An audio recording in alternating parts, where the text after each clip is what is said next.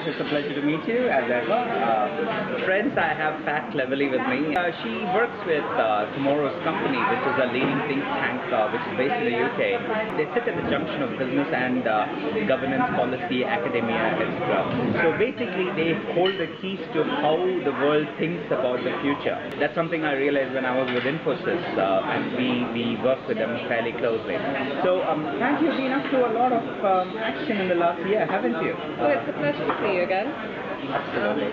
All the work we did on Company. Yes, it's a really exciting agenda we've got. We've been doing a number of pieces of work in very different areas. Fantastic. One on tomorrow's corporate reporting.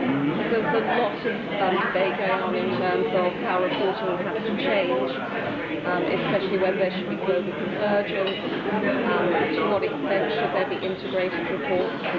So our research was very much looking at every part of the system, and we found out that it is a system, but nobody thinks of it as a system. So investors only see their bit, and companies only see their bit, and NGOs only see their bit of the reporting system, but nobody sees the whole. So in terms of changing it, you need a much more holistic response. So that was a really interesting piece of work.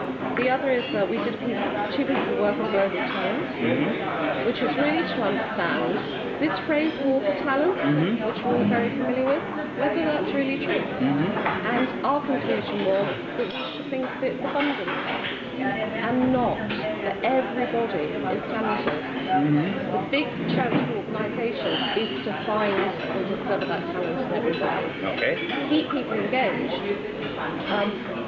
And therefore it's not just about a scarcity view of the world. And as soon as you change your way to that kind of thinking, then you really unleash the talent in your organisation.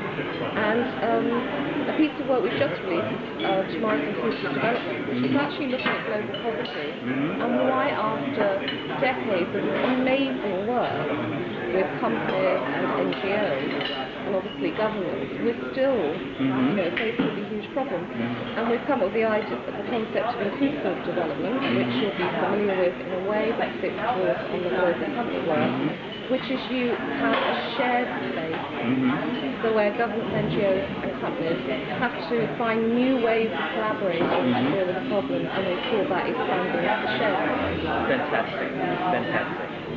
Sounds very exciting and sounds like a lot of work. Yeah, it's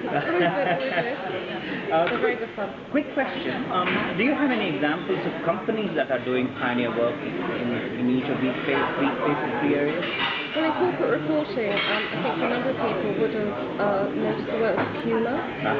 They've actually costed in a lot of their externalities into their corporate reporting. That's really interesting work. Then you've got any number of different partnerships moving in the global poverty area.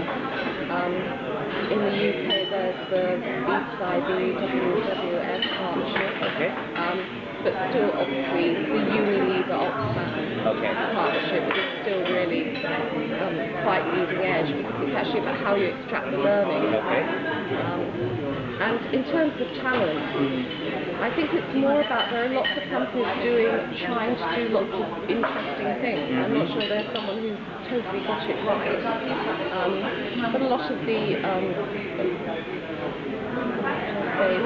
people like BT or other technology companies are really harnessing technology to allow their employees to engage. Okay, fantastic. Thanks a ton, Pat.